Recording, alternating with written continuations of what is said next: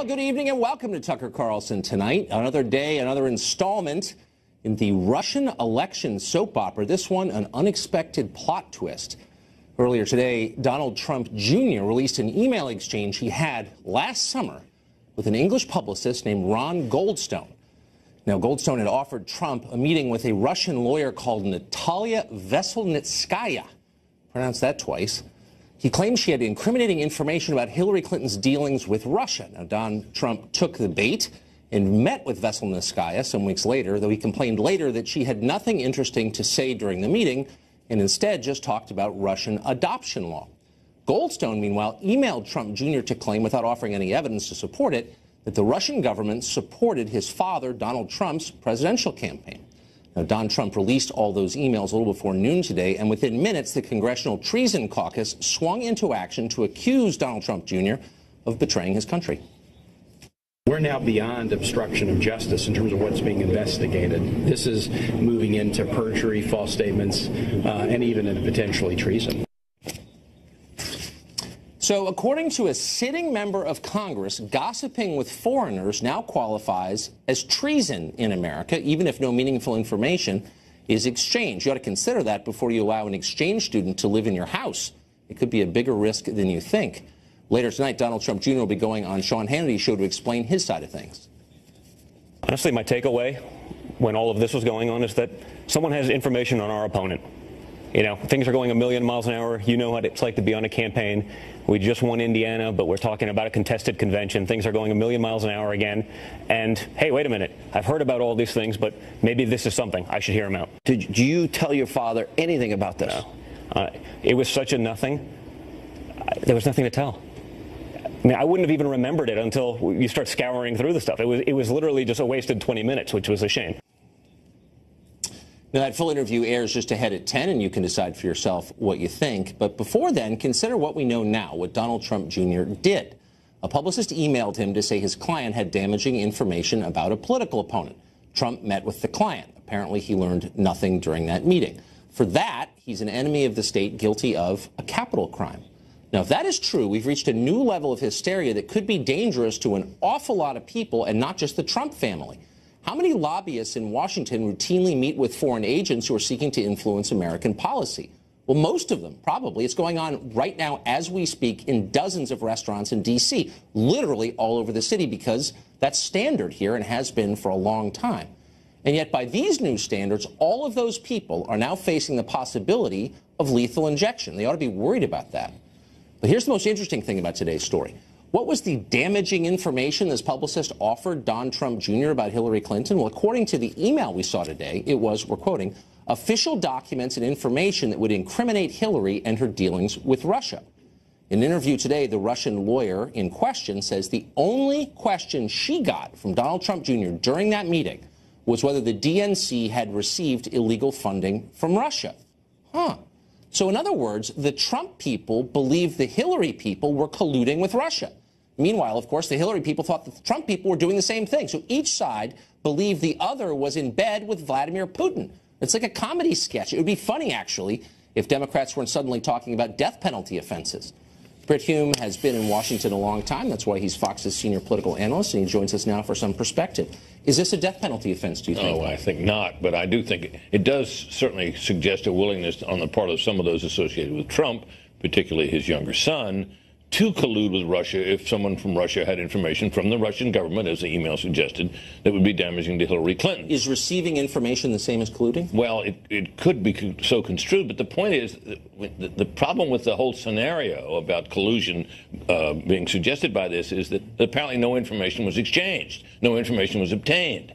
So if you even were to take the negative interpretation to say this showed a willingness to collude, the collusion didn't occur, at least so far as we know. Now, if it later turns out down the road that out of this meeting, unbeknownst to or at least things turn out that we haven't heard about that suggest that something did come of it and that information was provided and it was provided courtesy of the Kremlin, that would be a different matter entirely. But so far, we don't have that. What we have so far is a meeting that apparently went nowhere. It suggests a certain level of naivete, at least on the part of young Mr. Trump, who should have known that if he gets an approach that appears to be from the Putin government, that he probably ought to be careful about taking the meeting. And wouldn't you love, Tucker, to hear what Paul the campaign manager has to say. Paul Manafort has to say about this. He was in the meeting, and the Russian lawyer described him. Jared Kushner was there too. Apparently, he got up after 7 minutes and left. Right, and Manafort is described as having sat there on his telephone the whole time and paying no attention. But nonetheless, he's been around a long time. He's been on a lot of campaigns. He would know that what might be an approach from a foreign government was something you have to be careful with, which apparently young Mr. Trump didn't realize. What's so interesting to me, though, and as a lifelong resident of Washington, maybe you can vouch for this perception, there's a lot of foreign influence on U.S. government policy going on in Washington all the time. Everyone I know is taking money from a foreign government, it seems like. And Russia's not on the top 10 list of governments that influence our policy. No, I think, that's not quite the issue. Obviously, ambassadors from nations all over the world are here, as we are in their countries, for the purposes of protecting our interests and thereby affecting the policies of those governments. The Russian ambassador has been a man about town in Washington for as long as I can remember, whoever he might have been. And Sergei Kislyak, who is the one with whom some of the Trump people had some meetings, was certainly in that vein. I saw him, you may have heard me say to you, last time I was in the Senate dining room, he was having lunch in there with Dianne Feinstein, and they were discussing who knows what. I never thought twice about it, and nor would anyone else. So contacts are one thing, and they're not by themselves illegitimate. But when someone acting during a presidential campaign on behalf of a foreign government, seeking apparently to help one candidate against another and to influence the campaign in that direction, that is something we have to be concerned about. The thing is, it doesn't appear to have come to anything. What's so striking, though, is the Trump campaign clearly believed, and the Russian lawyer and her publicist, Goldstone in England, were hoping the Trump campaign would believe that the Hillary campaign was colluding with Russia. It does seem like both sides thought the same thing of the other. Yeah, that's one of the amusing ironies of this whole thing, that each side thought the other was guilty of playing patty cake with Russian interests. Is there an investigation into whether or not the Hillary people were indeed colluding with the Russian government? Well, who knows?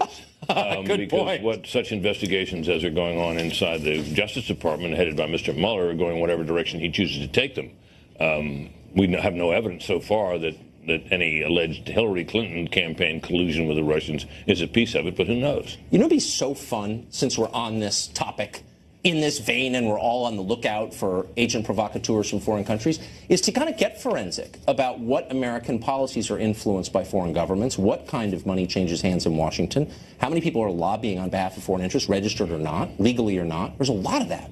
Well, there is. And look, I'm one of the people in this town who have come to take a somewhat contrarian view about lobbying. Lobbyists are universally denounced by everybody. Yes. Lobbying is a constitutionally protected practice. It is seeking redress of grievances, right? Yes. Petition for the government for redress of grievances. And if we didn't have a government that reached into every corner of American life and every nook and cranny of people's lives, we wouldn't have the squads of lobbyists that we have in this town. In a lot of cases, what lobbyists are here for is self-defense. In a lot of cases, what lobbyists are here for is to protect government subsidies that may be coming or other benefits that may be flowing to the entities that they represent. But it is a perfectly natural, constitutionally protected practice. And very often, when Congress is in one of its fits, it is the lobbyists who know the territory and know how things are going to play out who save the day by warning them, if you go there, this is what's going to happen. So let's hear it for lobbyists, and to some extent, let's hear it for ambassadors. That is a contrarian view. Brilliant, thank you. You bet, Tucker.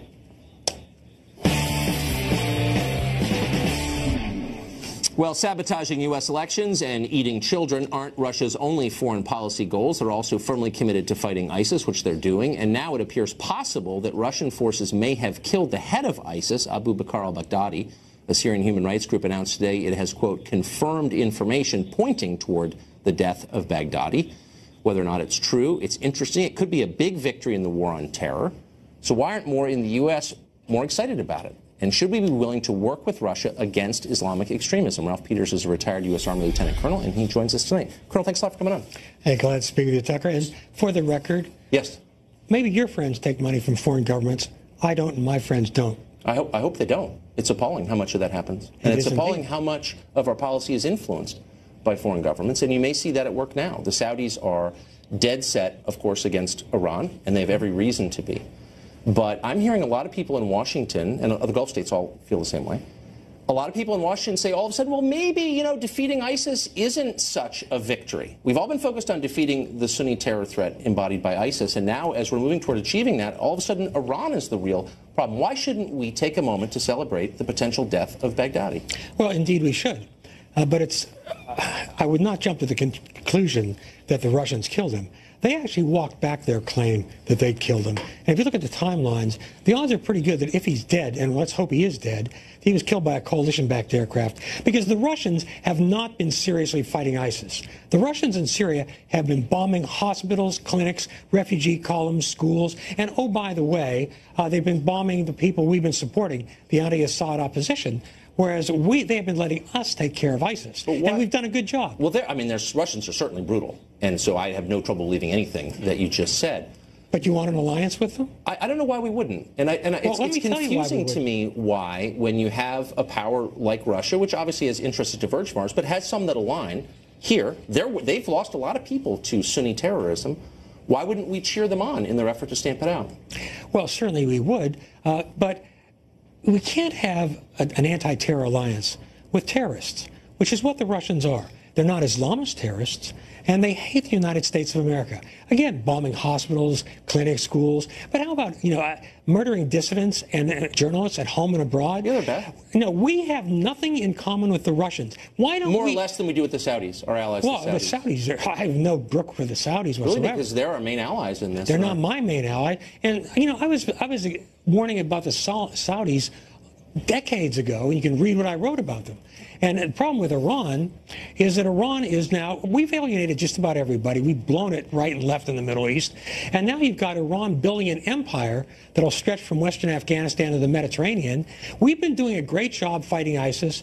We've got the Iraqis, the Kurds especially, moving in the right direction. But when ISIS is defeated, and it will be defeated and crushed, the caliphate essentially is no more. When it is, we will not be welcome, but the Iranians will be. Because we have never had a strategy, we don't have a strategy, and we won't, because we play jailbird checkers, and the Iranians and the Russians play chess. But I'm a little bit confused on a couple of fronts. One, we've had over 3,000 Americans killed in this country by about a dozen acts of terror in the last 16 years. None of them committed by Shiites. None of them. Yeah, all of them by Sunni extremists. So we actually don't face any domestic threat from Iran. We do face a massive threat from Sunni terrorists supported by Saudi Arabia and all these countries we say are our friends. A. B, if we're so afraid of Iran, then why did we kill Saddam Hussein, thereby empowering Iran? Because we were stupid. And Iraq... But why are the same people who supported that stupid act, the one you just described as stupid, now agitating for a war with Iran? I'm confused. Well, I certainly personally don't know anyone who's agitating for a war with Iran. I do. I know a lot of people. Okay, well, you know different people than I do. I know people that think that we have to eventually stand up to the Iranians, thanks to President Obama's outright cowardice and the shameful treatment of our sailors, for which John Kerry thanked the Iranians when they're captured. But, the Middle East is a very, very complex world. And we refused to think clearly about it and honestly about it, just as you pointed out. No Americans have been killed in the United States by Shia terrorists, Sunni terrorists. And yet, our president just went to Saudi Arabia and praised the Saudis to the skies. Our president seemed determined to do any deal he can with the Russians. And the Russians Vladimir Putin hates us. He is malevolent.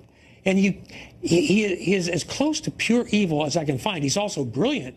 And so I don't understand why any American would want an alliance with Russia. We should be strengthening our alliances with democracies. Instead of trashing NATO, we should be building it up much more strongly.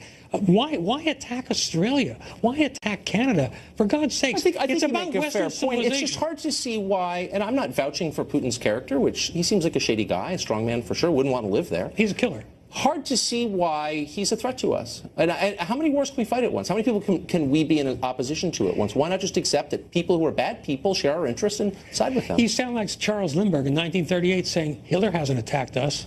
I beg your pardon? Slow down. Hey, slow down, Colonel. I'm not in any way. You cannot compare me to someone who would make apologies for Hitler.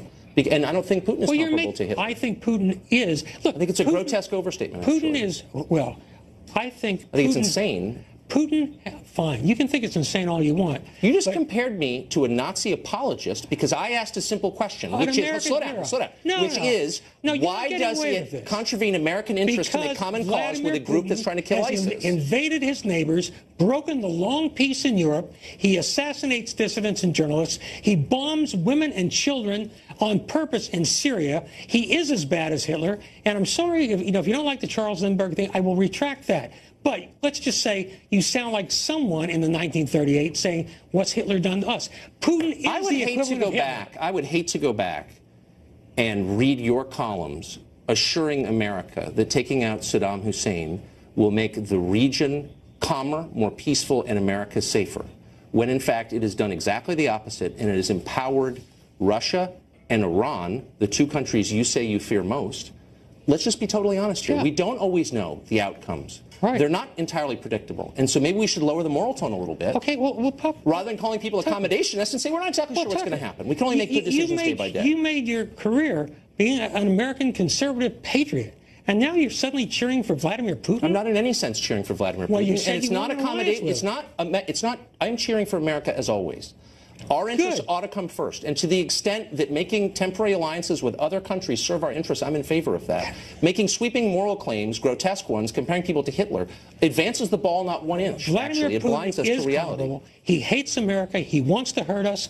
And I'm sorry, all this, suddenly Vladimir Putin's a good guy. Russia's okay. No, it's not. Russia is evil. So what's your moral test? So we cannot in any way do business or make common cause with a country whose leader is, quote, evil, who is, quote, a bad person. That takes most of the world off the table. Most countries are run by really bad people. That's not the question. You're not talking about dealing with them. You're talking about an alliance, an anti-terror alliance. Come on, that's very different. First step, cheering on any attacks made by Russia against our mortal enemy, our real enemy, ISIS. Why not just say that's great? I don't like Putin.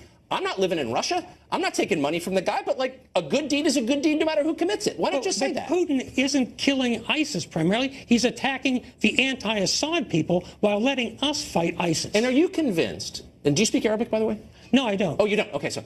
How's your Russian? It's non-existent. Okay. And I would never claim to be a Russia expert. But I'm not sitting here talking about groups about whom I know very little, and I bet you're in that category, in Syria, and saying they're freedom fighters, they're serving the interest of freedom or democracy or American interest, when in fact, a lot of these groups, we know very little about them. And some of them are truly bad people who don't have our interest at heart. And we're not backing the truly bad people. And how about Assad? Well, how do we know that? Is Assad a good guy? Do you think? I don't know. I mean, ask the Christians and Jews who lived in Syria. If we align, who he protected. If we align with Russia, we are aligning with Iran. We are aligning with Assad. And that's bad for American interests because why? Do you think Iran is good for American interests? I think Iran's a bad country and in a lot of ways against America and American interests. But within the context of Syria, Assad was much better for America than the people I believe you hope to replace him with. The Kurds? How about the Kurds? So the Kurds are going to run Syria? No. Now we're in fantasy land. No, they're going to have an independent state. You're going to break up Syria into lots of little countries. Well, I'm not going to break it up. Okay, but that's the plan because it works so well in Iraq? Yeah. Well, it hasn't broken up yet. And the problem with Iraq was in 2003 when we had the chance, we didn't break it up. We didn't break it up. Last question. Would you, knowing what you know now, and I hate to revisit this, but since you brought it up, knowing what you know now, that the deposing Saddam, his subsequent death, empowered Iran dramatically, and in fact, we explicitly helped Iran gain traction in Iraq. Do you think that was a wise idea? And do you think there are any lessons going forward in Syria that maybe when you take out a secular leader, the vacuum is filled by even worse people? Well, I think that is a valid point you can make. Yes, it often happens. But in 2003, we did a great thing inexcusably badly. Rumsfeld killing the MP brigades. There are a lot of reasons for it. We believed any Iraqi emigre who spoke English with an Oxford accent and wore a well-tailored suit. Again, our intentions were great, but if I had it to do over again, no, I would not get rid of Saddam Hussein because we hadn't thought it through. My mistake. But you're confident that we've thought through what comes after Assad, who's run the country for decades, pretty peacefully, actually? Well, I think killing 500,000 of your own people probably doesn't mean you should remain in charge. Now, after the civil war, I'm not making apologies for Bashar al-Assad. I'm merely saying that happened after. It sounds like you're sitting here and making apologies for him. So because I'm asking rational questions about what's best for America, I'm a friend to strongmen and dictators. That is a conversation stopper, not a beginning of a rational conversation. No, this is not My only point is that when Syria was run by Assad, 10% of the population was Christian, and they lived in relative peace, considering they lived in the middle of the Levant. That is absolutely true, and it's also true. And so what's happened to those people now? His father killed 30,000 or more people. Well, what's happened? Now, let's be fair. I mean, Barack Obama certainly blew it right, left, and center. Through sheer trepidation, cowardice, the inability to ever make a decision. But we are where we are, with 500,000, or perhaps more by now, Syrians dead, primarily killed by the Assad regime, the Iranians, Hezbollah, and now the Russians. And yet you want us to align with the Russians, with Iran, with Assad. I want us to act in America's interest and stop making shallow, sweeping moral claims about countries we don't fully understand and then hope everything will be fine in the end, because I just saw that happen and it didn't work. You're doing that with Russia. I am not doing it now. With Russia, I'm merely saying that if a country we don't like takes active steps to kill people who are a threat to